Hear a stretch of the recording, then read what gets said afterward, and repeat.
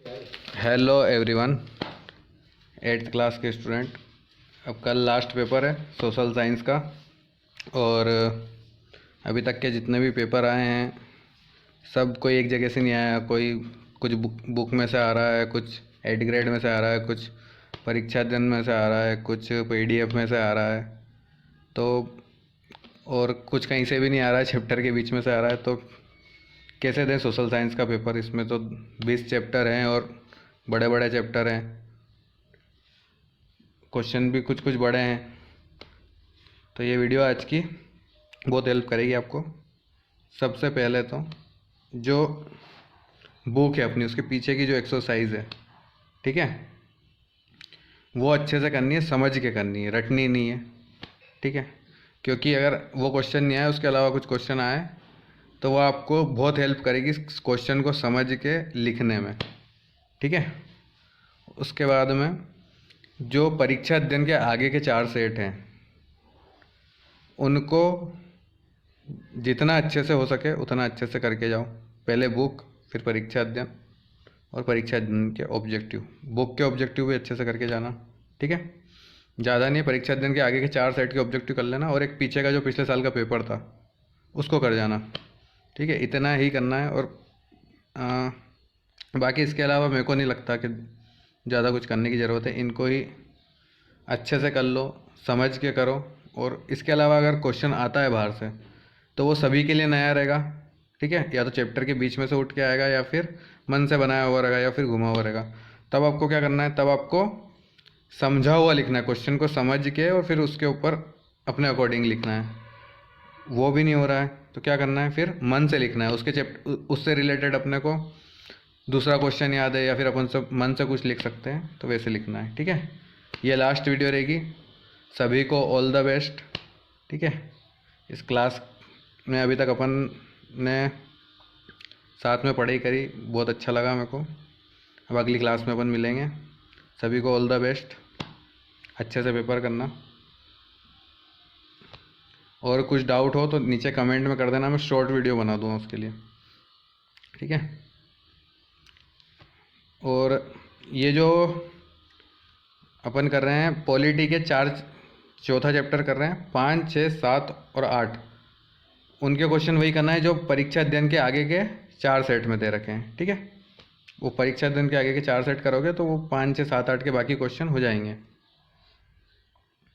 Chapter 4 है न्यायपालिका, ठीक है। इसका ये आंसर है कि आप पढ़ चुके हैं कि कानून को कायम रखना और मौलिक अधिकारों को लागू करना न्यायपालिका का एक मुख्य काम होता है। आपकी राय में इस महत्वपूर्ण काम को करने के लिए न्यायपालिका स्वतंत्र होना चाहिए, क्यों? ठीक है। मौलिक अधिकार मतलब लोगों के अधिकार। उसके बाद में कानून को कायम रखना, कहीं पे कोई सड़क पे आंदोलन कर रहा है ना, तो वो कानून के खिलाफ है, सड़क रोक के रखा है, ट्रेनों को जला रहा है। तो दोनों चीज़ें मेंटेन करना है कि नागरिकों के मौलिक अधिकार भी सही रहे और कानून भी बनाए रखे। तो इसके लिए न्यायपालिका का एक स्वतंत्र होना क्या आवश्यक है? तो स्वतंत्र न्यायपालिका अगर होगी तो व्यक्ति का स्वतंत्रता खतरे में पड़ जाएगी, है ना। जो संस्थाएं हैं या फिर जो राज्य है, सरकार है, वो मनमानी करेगी। और कार्यपालिका के प्रभाव से केवल स्वतंत्र न्यायपालिका द्वारा ही बचा जा सकता है ना। जो कार्यपालिका है या जो सरकार है, उसके प्रभाव से जो स्वतंत्र अगर न्यायपालिका होगी तो ही बचा जा सकता है। अतः सरकार का अंग होने के नाते न्यायपालिका भारतीय लोकतंत्र की व्यवस्था बनाए रखने में महत्वपूर्ण भूमिका निभाती है और दुरुपयोग को रोकती है,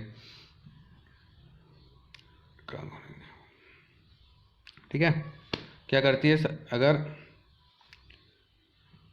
जो सरकार का एक अंग होने के नाते न्यायपालिका एक सरकार का अंग होती है, और क्या करती है? भारतीय लोकतंत्र को बचाए रखती है और एक महत्वपूर्ण भूमिका निभाती है व्यवस्था बनाए रखने में। अगला क्वेश्चन, अध्याय 1 में मौलिक अधिकारों की सूची दी गई है, उसे फिर से पढ़ें। क्या आपको ऐसा लगता है कि संवैधानिक उपचार का अधिकार न्यायिक समीक्षा के विचार से जुड़ा हुआ है? देखो, संवैधानिक उपचार का अधिकार, पहले तो ये समझो, ये भी क्वेश्चन आ सकता है डायरेक्ट। तो इसका मतलब होता है कि अगर किसी के मौलिक अधिकार का हनन हो रहा है, अगर किसी को बोलने की, अपनी बात रखने की आज़ादी नहीं दी जा रही है, कहीं पे रहने की आज़ादी नहीं दी जा रही है, शिक्षा की आज़ादी नहीं दी जा रही है, तो उसके मौलिक अधिकारों का हनन हो रहा है। तो वो कोर्ट में जाके या फिर न्यायपालिका में जाके अपने मौलिक अधिकारों के लिए अपील कर सकता है। ठीक है, ये क्या है, संवैधानिक उपचार का अधिकार है उसका खुद का भी। ठीक है, तो ये जो अधिकार है ये नागरिकों को मौलिक अधिकार की सुरक्षा की गारंटी देता है, जैसा भी कि हमने देखा। तथा न्यायिक समीक्षा के द्वारा न्यायपालिका यह घोषित करती है कि संसद द्वारा पारित कानूनों में किसी प्रकार के मौलिक अधिकारों का उल्लंघन तो नहीं हो रहा है ना। न्यायिक समीक्षा का मतलब क्या होता है कि अगर कोई सरकार कानून बनाती है तो न्यायपालिका देखती है कि इससे किसी के अधिकारों का नुकसान तो नहीं हो रहा है ना।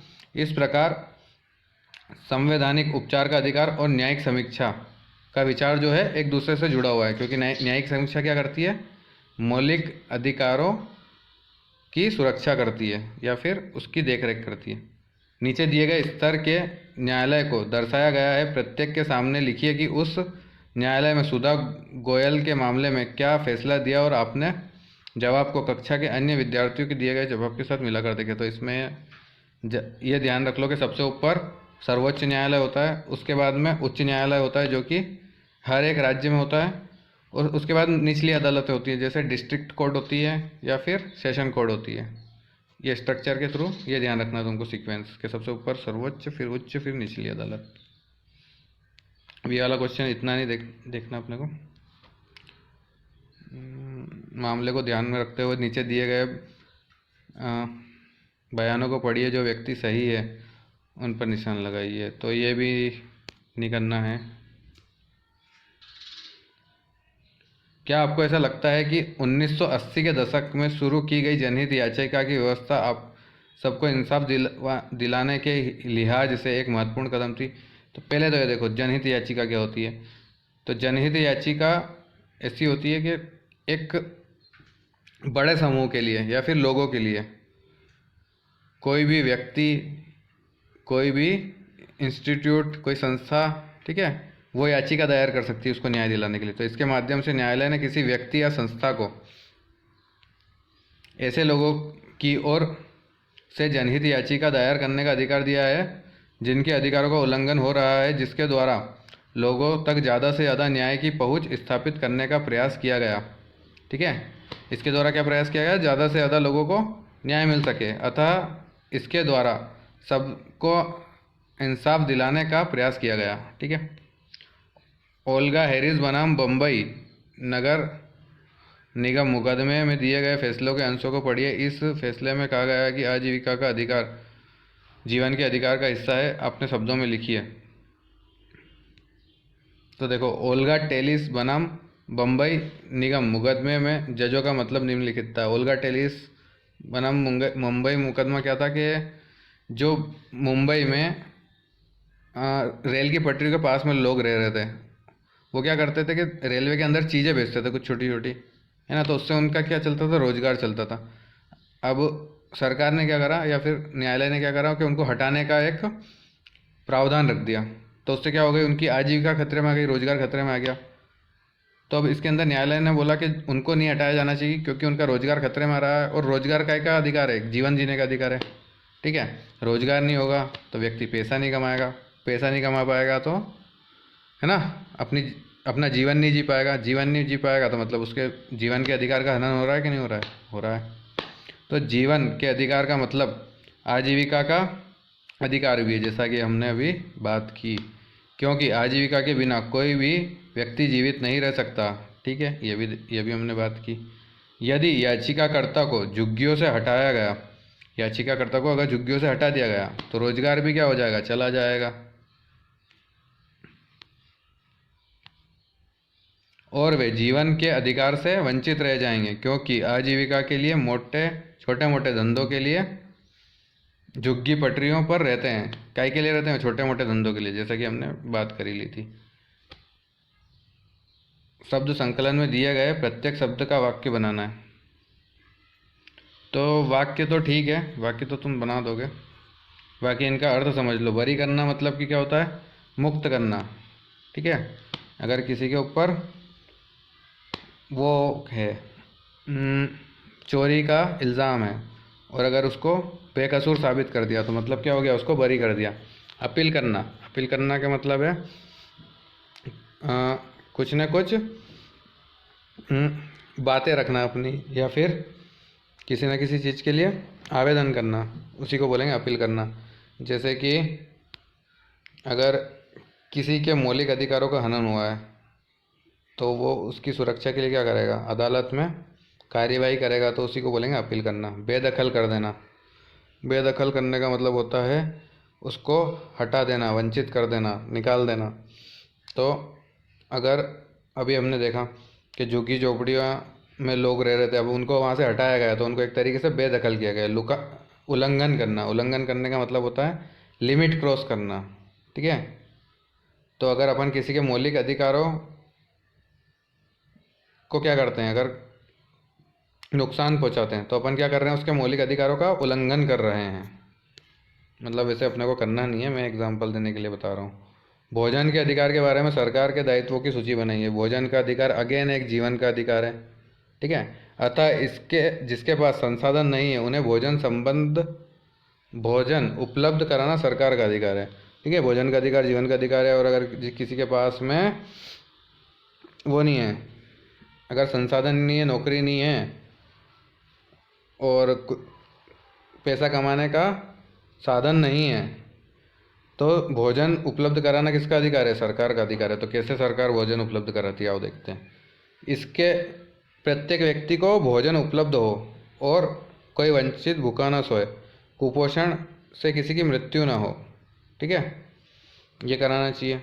और कुपोषण से किसी व्यक्ति की मृत्यु ना हो और बुजुर्ग, विकलांग आदि लोगों पर विशेष ध्यान दिया जाए, ये क्या करना चाहिए, सरकार के दायित्व हैं, ये सरकार को करना चाहिए। क्या करना चाहिए, प्रत्येक व्यक्ति को भोजन उपलब्ध कराना चाहिए और किसी व्यक्ति को भूखा नहीं सोने देना चाहिए, कुपोषण से किसी व्यक्ति की मृत्यु न हो और बुजुर्गों, विकलांग आदि लोगों पर विशेष ध्यान दिया जाए।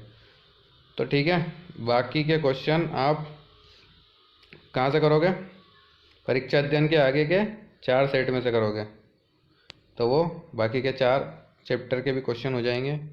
और ऑल द बेस्ट सभी को एग्ज़ाम के लिए, अच्छे से पेपर करना, छोड़ के कुछ मत आना, कुछ नहीं आए बाहर से आ जाए, मन से लिखना, समझा हुआ लिखना।